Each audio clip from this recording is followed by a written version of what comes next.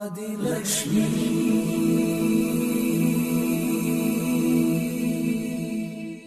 श्री धनलक्ष्मी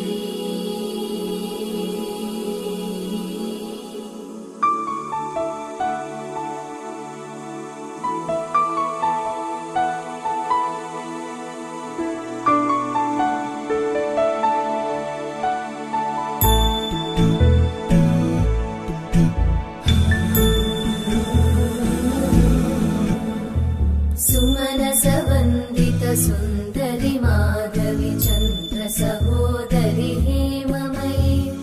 मुनिगणवन्दित मोक्षप्रदायिनि मञ्जुळवासिनि वेदनुते पंकजवासिनि देवसुपूजित सद्गुणवर्षिणि शान्तियुते जय जय हे मधुसूदन कामिनि आदिलक्ष्मि जय पालय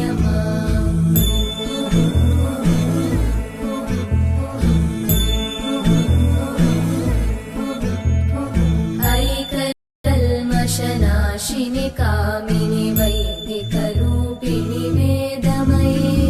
क्षीरसमुद्भव मङ्गलरूपिणि मन्त्रनिवासिनि मन्त्रनुते मङ्गलदायिनि अम्बुजवासिनि देवगणाश्रितपादयुते जय जय हे मधुसूदन कामिनि धान्यलक्ष्मि जय पालय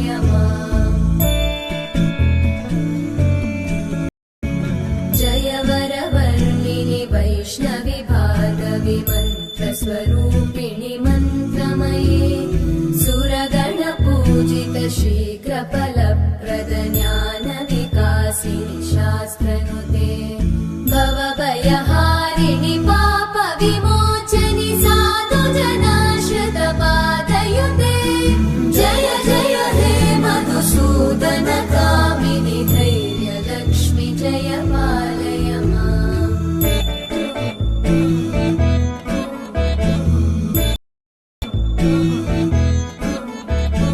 जय जय दुर्गतिनाशिनि कामिनि सर्वफलप्रद शास्त्रमये रथगजतुरगपदादि समानुत परिजनमण्डित लोकनु हरिहर ब्रह्म सुपूजित सेवित तापनिवारिणि पादयुते जय जय हे मधुसूदन कामिनि श्रीगजलक्ष्मी पालय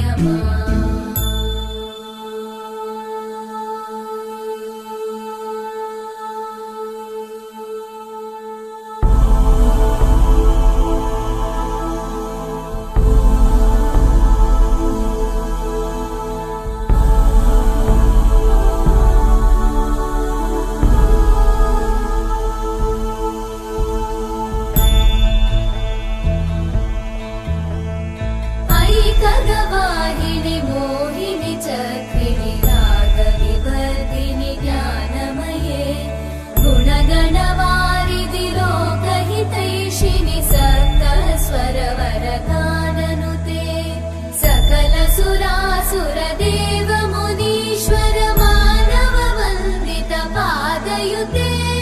जय जय हे मधुसूदन कामिनि सन्तान लक्ष्मि पालय